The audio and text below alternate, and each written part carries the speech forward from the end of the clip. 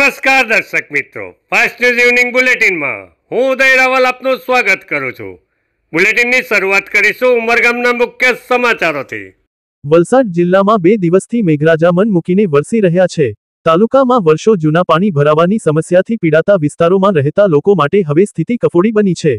વલસાડ જિલ્લાના ઉમરગામ તાલુકાના ભીલાડ પાસે પૂર્વ વિસ્તારમાં મુંબઈ અમદાવાદ હાઈવેના સર્વિસ રોડ પર હાલ પાણીનો ભરાવો થયેલો જોવા મળે છે। વર્ષોથી અહીં હાઈવે પાસેના સર્વિસ રોડની હાલત દયનીય છે, જેના કારણે કલાકો સુધી વાહનચાલકોએ ટ્રાફિકની સમસ્યાનો સામનો કરવો પડે છે। હાઈવે ઓળંગવા બનાવેલા અંડરપાસમાં માણસ ડૂબી જાય એટલું પાણી ભરાય છે, જેથી લોકો જીવના જોખમે હાઈવે ઓળંગવા મજબૂર છે। આ સમસ્યા વર્ષોથી છે, પરંતુ અહીંના આગેવાનો અને નેતાઓને પ્રજાના માથે તોડાતા જોખમ સાથે કોઈ લેવા દેવા ન હોય એવું પ્રતીત થઈ રહ્યું છે। હાઈવેનો અંડરપાસ પાણીથી ભરાયેલો હોય પૂર્વ વિસ્તારમાં આવેલી કોલેજના વિદ્યાર્થીઓ જીવના જોખમે હાઈવે ઓળંગતા જોવા મળે છે। વાપી ઈપીએફઓ ઓફિસ દ્વારા ઉમરગામ ઇન્ડસ્ટ્રીઝ એસોસિએશન ખાતે એલી સ્કીમ પર સેમિનારનું આયોજન કરવામાં આવ્યું હતું। કર્મચારી ભવિષ્ય નિધિ સંગઠન ઈપીએફઓ પ્રાદેશિક કાર્યાલય વાપી દ્વારા ઉમરગામ ઇન્ડસ્ટ્રીઝ એસોસિએશન યુઆઈએ ખાતે એક જાગૃતિ સેમિનારનું આયોજન કરવામાં આવ્યું હતું। આ સેમિનારમાં 1 ઓગસ્ટ 2025મી શરૂ થતી રોજગાર લિંક્ડ ઇન્સેન્ટિવ સ્કીમ એલી વિશે વિગતવાર માહિતી આપવામાં આવી હતી। યુઆઈએ પ્રમુખ નરેશભાઈ, તાહિરભાઈ, આશીષભાઈ શાહ, વિવિધ ઉદ્યોગોના પદાધિકારીઓ અને પ્રતિનિધિઓએ આ કાર્યક્રમમાં ભાગ લીધો હતો। ઈપીએફઓ અધિકારીઓએ જણાવ્યું હતું કે એલી યોજનાનો ઉદ્દેશ રોજગાર સર્જનને પ્રોત્સાહન આપવા, રોજગાર ક્ષમતામાં સુધારો કરવા અને ખાસ કરીને ઉત્પાદન ક્ષેત્રમાં સામાજિક સુરક્ષા સુનિશ્ચિત કરવાનો છે। આ યોજના 1 ઓગસ્ટ 2025મી 31 જુલાઈ 2027 સુધી લાગુ રહેશે। આ અંતર્ગત પ્રથમ વખત ઔપચારિક ક્ષેત્રમાં કામ કરતા કર્મચારીઓ, જેમનો માસિક પગાર 1 લાખ રૂપિયા સુધીનો છે, તેમને 15,000 રૂપિયા સુધીની એક વખતની પગાર સબસિડી આપવામાં આવશે।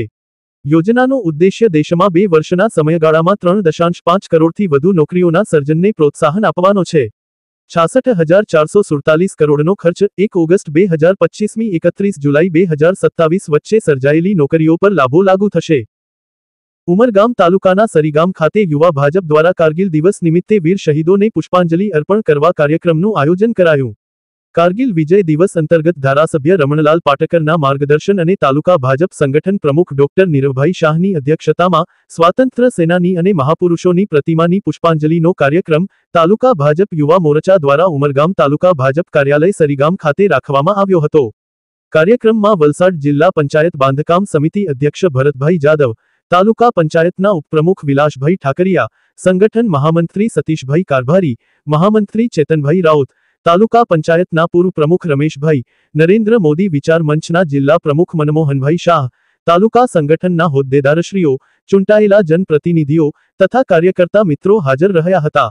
ઉપસ્થિત સૌએ સ્વતંત્ર સેનાની અને વીર શહીદોને પુષ્પાંજલિ અર્પણ કરી હતી।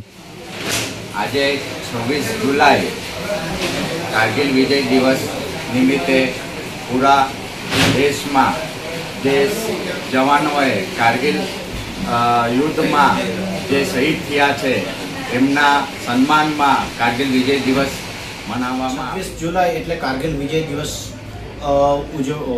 દિવસ છે અને એ 26 વર્ષ પૂર્ણ થયાના પ્રદેશ સંગઠન દ્વારા જે સૂચના આપવામાં આવી હતી કે કાર્યક્રમ દરેક મંડળોમાં કરવાનો હતો અને એ કાર્યક્રમ ઉમરગામ તાલુકા યુવા મોરચાના નેજા હેઠળ આજે શહીદોને શ્રદ્ધાંજલિ અર્પિત કરવામાં આવી। ઉમરગામ તાલુકાના પ્રસિદ્ધ શ્રી રાયણીવાલા હનુમાન મંદિર ખાતે મોટી સંખ્યામાં ભક્તો દર્શન અર્થે ઉમટી પડ્યા।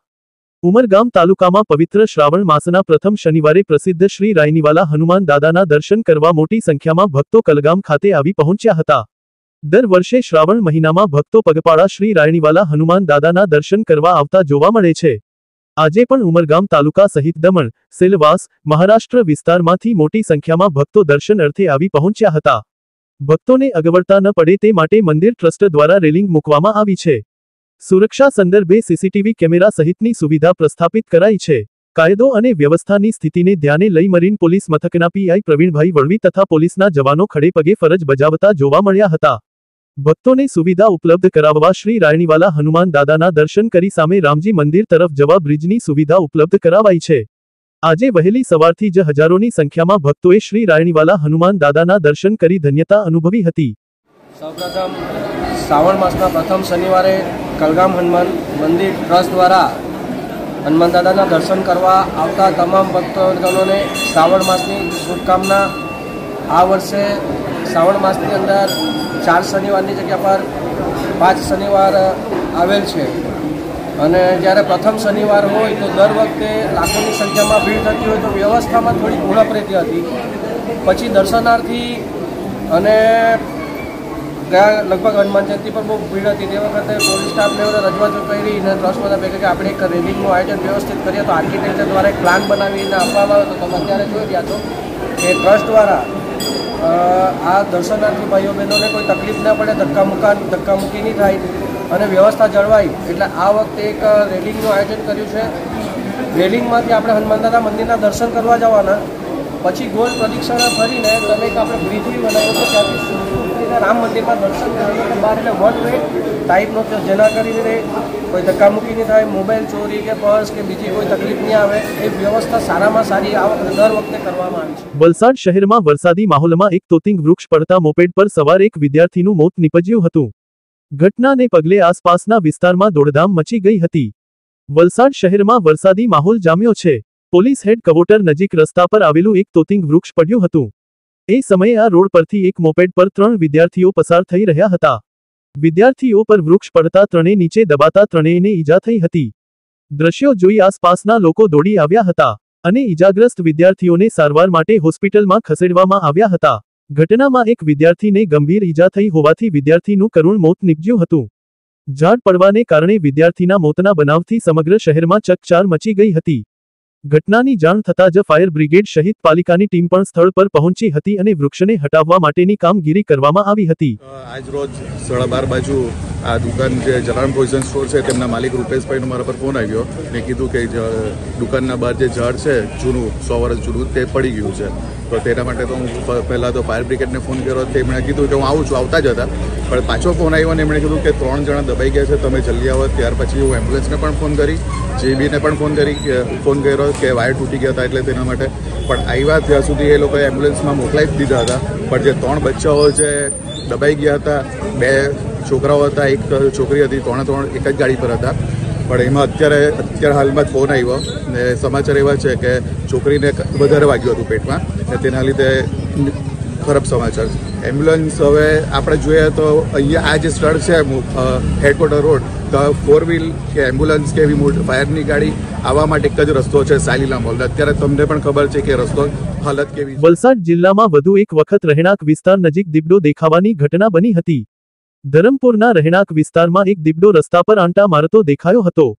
રણછોડજી નગરના મુખ્ય રસ્તા પર લટાર મારતા દીપડાના દ્રશ્યો સીસીટીવી કેમેરામાં કેદ થયા છે। શહેર નજીક દીપડાની હાજરીને કારણે લોકોમાં ભયનો માહોલ જોવા મળી રહ્યો છે। બનાવ અંગે વન વિભાગને જાણ કરતા વન વિભાગે પાંજરું ગોઠવી દીપડાને ઝડપી પાડવા પ્રયાસો હાથ ધર્યા છે। આ અગાઉ પણ જિલ્લાના અનેક વિસ્તારોમાં રહેણાંક વિસ્તાર નજીક દીપડા દેખાવાના બનાવ બની ચૂક્યા છે।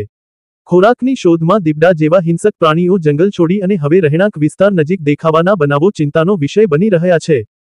ફાસ્ટ ન્યૂઝ ઇવનિંગ બુલેટિનમાં આજે બસ આટલું જ। આવતીકાલે ફરી મળીશું। નમસ્કાર।